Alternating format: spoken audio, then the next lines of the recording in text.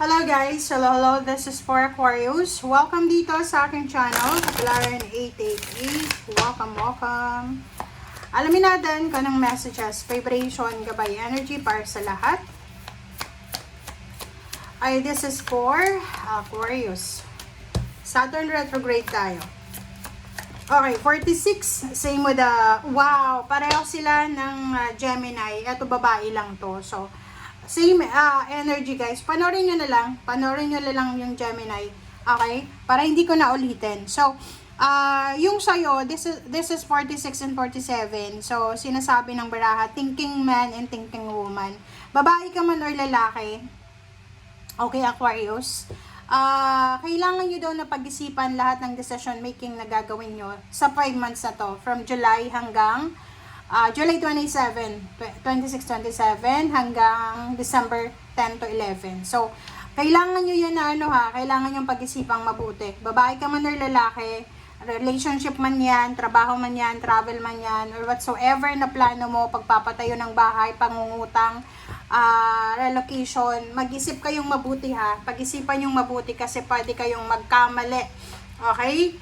Magkamali ng diskarte. Gusto mo mag-resign sa trabaho, gusto mong ibang bansa, nasa ibang bansa ka na, gusto mo umuwi ng Pilipinas, you need to be careful. Kailangan pag-isipan mo ng doble-doble.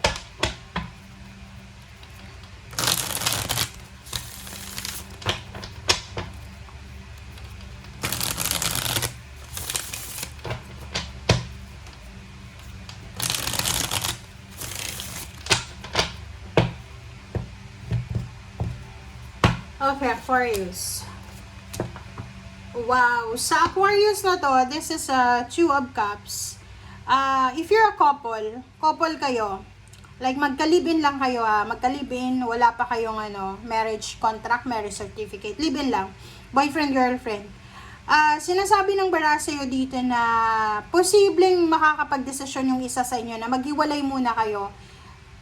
This 5 months na to ay pag-aralan yung mabuti Lalo yung iba na gusto makipaghiwalay sa long-term relationship. Kasi magfo-focus kayo both sa inyong career, parang ganon. So, kung halimbawa lang na yun yung naisip mo bigla. Kasi, isipin mo yon, ilang taon na kayo together, okay? Like parang ilang taon na kayo together, pero may career ka pa rin 'di ba? So, if you are planning sa mas level up na career talaga, kailangan mo dito ng attention So, if naman kaya mo na may level up kang career, tapos may oras ka pa rin sa love life, bakit ka makikipaghiwalay? Okay? Kasi kung makikita mo dito, hindi ka sigurado Baka yung pakikipaghiwalay mo, after makipaghiwalay, akala mo pull off lang kayo. Tapos pagdating ng araw, na kayo tawag dito, pagdating ng araw, wala may bago na siya, parang ganon. So you need to be careful guys, okay, you need to be careful, kasi sa nakikita ko sa'yo dito, posible na sobra-sobra yung tiwala mo sa sarili mo na anytime na bumalik ka sa kanya, may babalikan ka. So you need to be careful You need to be careful.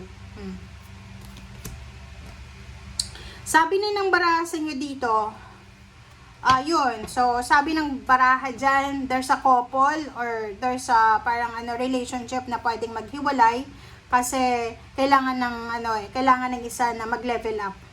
Yung iba naman sa inyo dito, sinasabi ng baraha na yun, posibleng dahil sa level up ng isa, yung isa pipilitin na magpakasal. So, I don't know. Ikaw na yung makakaalam yan. Okay? Alright. So, next naman natin is Ace of Pentacles and the King of Wands. So, sa nakikita ko sa'yo dito, yun, parang sinasabi ng baraha sa'yo, nasa tamang direction daw kayo. So, kung gusto mong i-prioritize ngayon yung iyong kaperahan, it's up to you. Kasi, sa nakikita natin dito, isang Aquarius ang posibleng papasok sa bagong trabaho, bagong source of income, and then yung purpose niya is maging financially stable muna bago mag-asawa. I don't know, how old are you ba?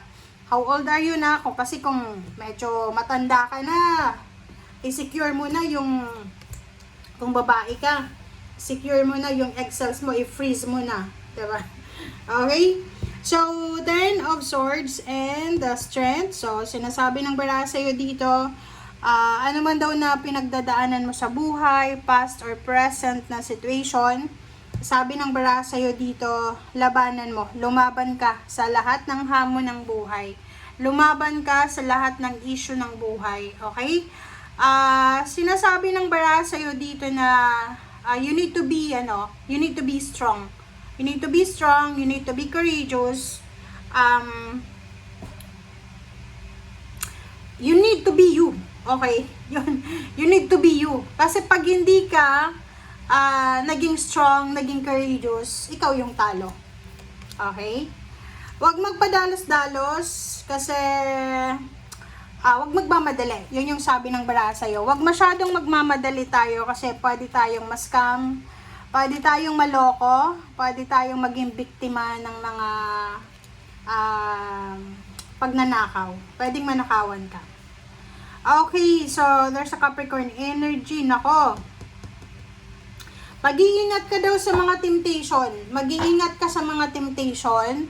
Mag-iingat ka daw na ihang yung mga plano mo sa buhay. Okay? Makinig ka sa sinasabi ng iyong intuition, guys. Okay? Sabi ng baraha sa'yo dito, yung focus mo daw is pera eh. Puro pera yung focus mo. So, sa 5 months na to, ang focus mo is maging mayaman, maging milyonaryo, bumili ng sasakyan, mag-travel, maghanap ng mayaman na relationship. Sa nakikita ko sa'yo dito, yung pinaka-positive na plano mo is yung mag-travel international. Okay? Sinasabi ng baraha sa'yo dito na sa relationship talaga to. So, relationship man or business, nakikita ko na yung iba sa inyo nakakaramdam kayo ng stagnation. Parang feeling nyo kahit anong gawin nyo stagnant pa rin. And now mo marirealize na may choice ka pa rin pala na makaalis sa kung ano pa man na financial problems. Parang ganun. So, nakikita ko sa'yo dito, especially kung may mga Leo na kaibigan ka, Leo na family member, like yung mga talagang Leo na isinilang sila ng August, month of August, hindi yung July, posible kayo na yun, sila yung magpupush sa inyo. Ipupush ka nila eh, nasasabihin sa'yo, no, Aquarius, kailangan mo sundin yung pangarap mo. Huwag ka munang magpakasal, huwag ka munang ganito, ganyan. So, yun ang nakikita ko sa inyo dito. Alright?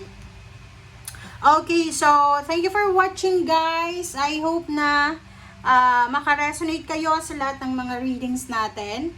And yun, basta nasa Saturn retrograde tayo, yung focus mo is all about relationship and this is the, parang confused ka between money and relationship. So, maging matalino ka. Okay? Huwag kang patatalo sa mga, kung ano-anong mga temptation kasi talagang magsisisi ka sa bandang huli. Thank you guys. Bye!